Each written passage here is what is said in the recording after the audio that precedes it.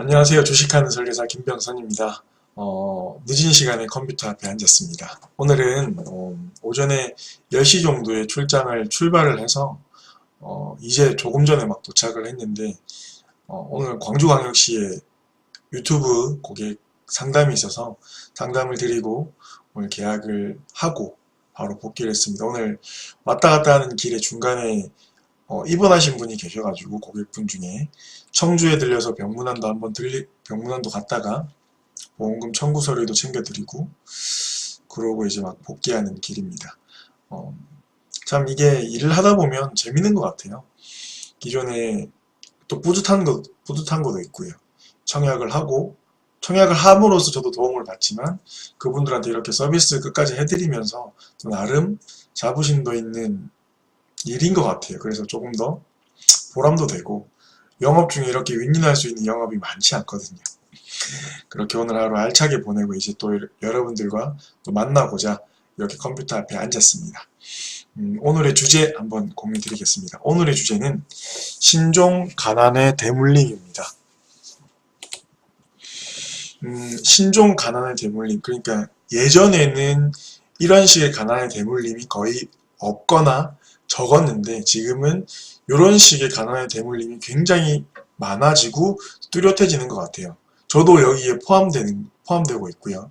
여러분과 또 같이 이야기를 한번 나눠볼까 합니다. 신종 가난의 대물림. 예전에 제 기준으로 저희 할머니 할아버지 조부모 시대죠. 조부모 세대. 제 기준에 제가 올해 36살인데 저희 할머니 할아버지 세대에는 큰 특징이 있었던 것 같아요. 그분들은 굉장히 힘든 시기를 보내셨죠. 일제시대를 보내셨고요. 그리고 6.25를 겪으셨고요. 그리고 한강의 기적이죠. 고도의 산업화를 직접 몸소 이뤄내셨던 그런 세대인 것 같아요. 굉장히 열심히 사셨고요. 그리고 큰 특징이 뭐냐면 많이 나왔어요. 베이비 붐을 만든 세대시죠. 그리고 일찍 사망하셨어요. 저희 할아버지 같은 경우에는 82세에 돌아가셨는데 제가 20살쯤에는 이제 70대 후반이셨어요. 그때 어땠냐면 주변에서 할아버지 연세가 어떻게 되셔? 그러면 79세십니다. 79이십니다. 그러면 전부 다 엄청 놀랬던 것 같아요. 엄청 장수하셨네. 대단하시다라고 말씀을 많이 하셨어요. 그때 당시만 해도. 불과 엄청 오래된 것 같은데 2002년 월드컵 이후에요. 얼마 되지 않았어요. 근데 그때만 해도 70대 후반까지 사셨다 그러면 굉장히 놀라셨던 것 같아요. 주변에서. 여러분들 아마 잘 아실 겁니다. 수명이 굉장히 짧았죠. 실제로 20년 전에 평균 수명이 남자가 65세 정도밖에 안 됐었어요. 일찍 사망을 했었고 그래서 어땠냐면 은퇴 이후의 삶에 대한 걱정이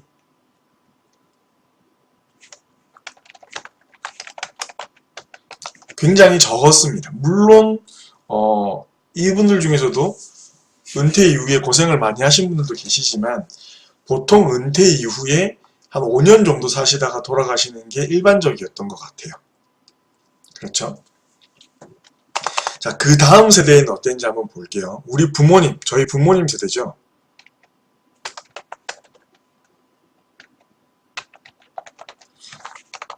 님자를 붙일게요. 이상하네요. 부모 세대라고 하니까. 저희 부모님 세대 또는 지금 방송을 보시는 분들 중에서는 저희 아버지 50대 또는 60대 분들도 계시는 걸로 알고 있습니다. 그분들 세대의 특징은 또 어떤가요? 많은 형제, 베이비 부모 세대예요. 그분들이. 그쵸? 58년 개띠 요 어간에 계신 분들 많은 형제가 있었고요. 그리고 부모 봉양의 부담이 다소 적었어요. 적은 이유는 두 가지가 있겠죠. 부모 봉양의 부담이 다소 적었다. 분명히 부담은 되실 거예요. 근데 조금은 적었어요. 왜 그랬냐면 부모님이 수명이 짧으셨어요. 이게 첫 번째고 그 다음에 많은 형제 자매가 있었어요. 쉽게 말하면 n분의 1 하면 그 n 숫자가 많기 때문에 개인이 부담해야 되는 금액 비용적인 부분에서 물론 부모를 봉양하고 이렇게 또 수발 간병을 하기에는 굉장히 힘든 건 맞지만 비용적인 측면에서는 그래도 n분의 1 하면 조금 더 유리하지 않았나 라고 생각돼요. 근데 이분들은 굉장히 우리 위에 조부모 세대보다 조금 더 힘드셨던 게 뭐냐면 여기에 추가된 게 하나가 있죠. 뭘까요, 여러분들? 은퇴 후에 기대 여명이죠. 남은 수명이 최소 30년 이상이에요. 저희 부모님 세대 50년대생 또는 60년대 초중반 요분들은 90세 이상은 정말 쉽게 살아내실 거예요. 확실해요.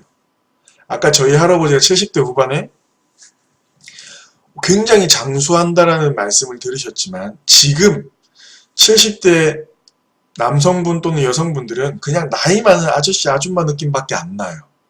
경로당을 못 가요. 커피 신문을 시킨다고 안 가더라고요. 청소시킨다고.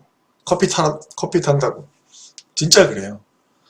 시대가 그만큼 요 짧은 2002년 월드컵 이후에도 굉장히 많은 의료기술의 발달과 조기 건강검진, 조기 검진으로 평균 수명이 굉장히 많이 연장된 것 같습니다. 은퇴 후에 기대 여명이 최소 30년 이상, 우리 조부모님 세대와는 조금 다르죠, 그쵸? 자, 그러면 지금 우리 세대는 어떠냐? 제 또래들 형제가 굉장히 적어요.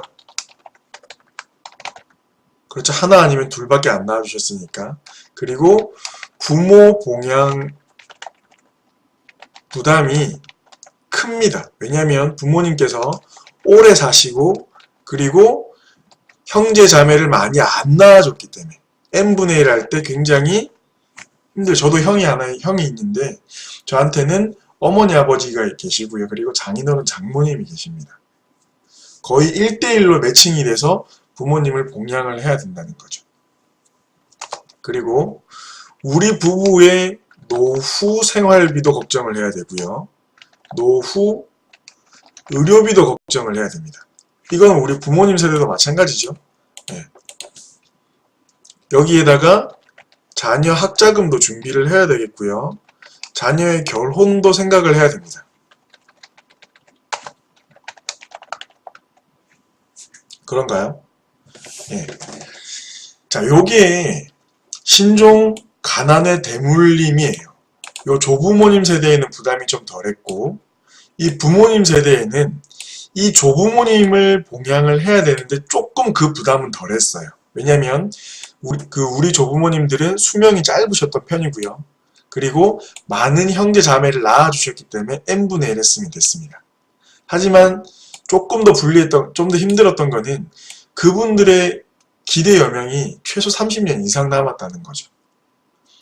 요 부담이 그대로 자녀한테 왔어요. 부모님이 오래 사시고 적은 형제 자매를 낳아주셨기 때문에 거의 1대1 매칭으로 부모를 봉양을 해야 된다는 거예요. 잘 생각을 해야 돼요. 뭐냐면 제가 올해 36이라 그랬죠. 근데 저는 아직까지 부모님의 노후 생활비나 의료비를 아직까지는 걱정을 안 해도 돼요. 크게. 근데 20년 뒤에는 어떨까요? 부모님이 그러면 80대 초반 정도 되세요.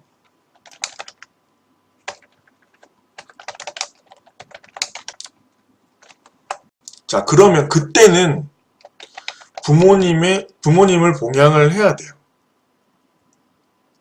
직접 모시고 살든 또는 이랬든 저랬든 비용적인 문제는 분명히 발생할 수밖에 없어요. 그분들의 생활비를 보태드려야 되고요. 그리고 의료비를 보태드려야 됩니다. 우리 부모님 세대의 보험이 충분하신 분은 거의 없어요. 이제 본격적으로 병원을 많이 다니시겠죠. 그렇죠? 자, 근데 중요한 게 20년 뒤에 우리 부모님 생각만 할 게 아니라 내 생각도 해야 돼요. 제가 20년 뒤에 56세예요. 그러면 저의 노후도 생각을 해야 된다고요. 그렇죠? 그러면 그때 우리 애는 제가 7살짜리 아들이 하나 있는데 저희 애는 어떨까요?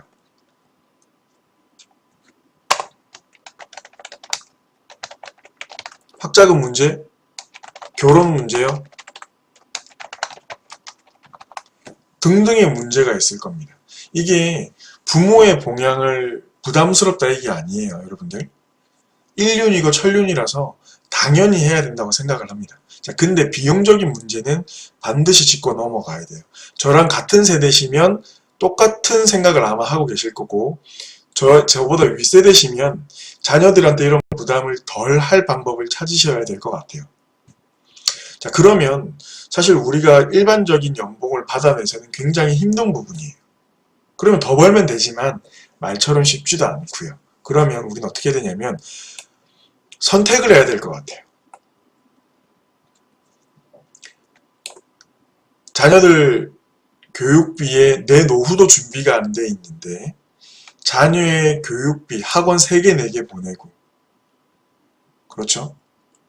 유학까지 보내주고, 좋은 대학 학자금까지 전부 대주고, 그리고 결혼할 때 되니까 전셋집이라도 구해주려고 그러고. 전셋집은 그럼 어떻게 구해주나요? 우리 집 대출, 우리 집을 담보로 대출받아서 집을 해주죠, 그렇죠? 그러면 나는 이 집을 주택연금을 개시할 수도 없는 거예요. 실제로 그런 일들이 요즘에 굉장히 많이 일어나고 있습니다, 여러분들. 자녀한테 부모도 봉양을 해야 되고 내 노후도 준비해야 되는데 자녀를 키워야 되니까 거기에 올인한다고 정말 중요한, 결국에는 그 자녀들이 우리를 봉양해주지 않아요, 여러분들. 시대가 많이 변했잖아요, 그쵸?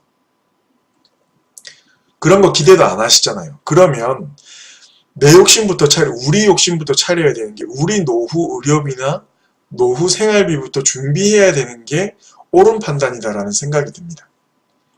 지금 여러분들이 부모님 세대라면, 저보다 위의 세대라면 자식들 이런 거보다 당장 아직까지 한 5년 정도 또는 10년 정도 노동을 해서 그 현금 흐름을 발생시킬 수 있는 그 구간에 있으시다면 여러분들의 노후 의료비와 노후 생활비에 집중을 하셨으면 좋겠어요. 자녀보다는. 또 저랑 같은 세대시라면 아이들을 어떻게 키워낼 것인가에 대한 철학을 분명히 좀 가지시고, 물론 있으시겠지만 제가 말씀해 드리는 거를 조금 더 참고하셔서 여러분들의 노후에 대해서 조금 더 고민해 보시면 훨씬 더 좋을 것 같아요. 제가 100세 시대에 대해서 이야기를 좀 많이 했지만 굉장히 식상하지만 그만큼 큰 의미를 가집니다. 100세 시대. 아직까지 어떤 나라도 어떤 세대도 경험해보지 못한, 일본이 이제야 진입하고 있는, 그러면서 많은 문제점을 야기하고 있는, 그걸 보고 우리는 분명히 대비를 해야 되지 않을까 생각이 됩니다. 그렇죠? 그러기 위해서 다시 한번 제가 말씀을 드리지만, 제 기준으로 65세라 은퇴한다고 치면, 100세까지 산다고 치면 요때까지는 뭐가 필요하냐면 저축 전략이 필요하고요. 그리고 요 이후에는 인출 전략이 필요합니다. 잘 모아놓은 돈, 65세까지 잘 모아둔 돈을 그 이후에는 찾아 쓰는 전략으로 가져가야 돼요. 이 저축을 잘 하려면 복리를 이해해야 되고요. 금융기관, 은행, 증권사, 보험사, 그리고 또 이제 별도로 부동산, 투자처, 금, 뭐 이런 것들에 대해서 센스 있게 투자를 해 나가야 되고요. 그렇죠? 그리고 그 이후에는 인출 전략이 필요합니다. 노후의 은퇴 이후의 현금 흐름을 말하는 거죠. 그렇죠? 그런 것들을 여러분들 우리가 준비할 수 있는 건 대표적으로 연금이겠죠, 연금. 연금에는 국민연금이 있고요. 퇴직연금이 있습니다. 그리고 개인연금이 있어요. 요거는 기본적으로 준비를 하고, 그렇죠? 그리고 여러분들의 금융자산으로 이자소득이나 배당소득으로 계속해서 인출해 나갈 수 있는 4% 룰을 제가 말씀을 드렸었어요. 계속해서 돈을 일출을 해도 원금은 계속 남아있는 그런 전략들. 그러니까 이제 공부를 해야겠죠. 공부 안 하고 그런 전략은 있을 수가 없어요. 이해가시죠? 신종 가나의 대물림을 얘기하다 좀 여기까지 빠지긴 했는데 지금 가나의 대물림은 정말 바로 이건 것 같아요. 우리 부모님의 세대의 질병, 의료비 그거를 자식들이 부담을 해야 되고 그분들의 노후 생활비도 자식들이 부담을 해내야 됩니다. 큰 돈이 아니더라도 다만 20만원, 30만원, 50만원이라도 거기에 의료비는 더 추가되겠죠. 그렇죠? 그러면서도 그 나이대가 이제 제가 40, 50대 나이니까 제 노후는 또 그것 때문에 또 준비를 못하게 되고 그렇죠. 이게 신종 가난의 대물림이라고 생각을 합니다. 그러니까 방송을 보시는 분들도 적당한 의료 보장, 보험을 말하는 거고 적당해야 돼요. 이거는 일어날 수도 있고 안 일어날 수도 있는 일이기 때문에 과하면 안 된다고 생각을 합니다. 그리고 100% 일어날 일, 은퇴입니다. 노후. 그거에 대한 준비를 철저히 해둬야 여러분 때에서의 대물림을 그 가난을 아랫세대까지 주지 않을 거라고 생각을 합니다. 저도 굉장히 고민이 많고 준비를 해 나가고 있는데 여러분도 같이 인지를 하고 준비를 해 나가면 그래도 조금 더 이 축적의 힘은 대단한 거잖아요. 조금씩 보완해 나가다 보면 5년 뒤, 10년 뒤에는 조금 더 준비가 돼 있지 않을까 생각을 해봅니다. 늦은 밤 시청해주셔서 감사하고 구독하기 버튼과 좋아요 버튼 꼭 눌러주시기 바랍니다. 감사합니다. 김병선이었습니다.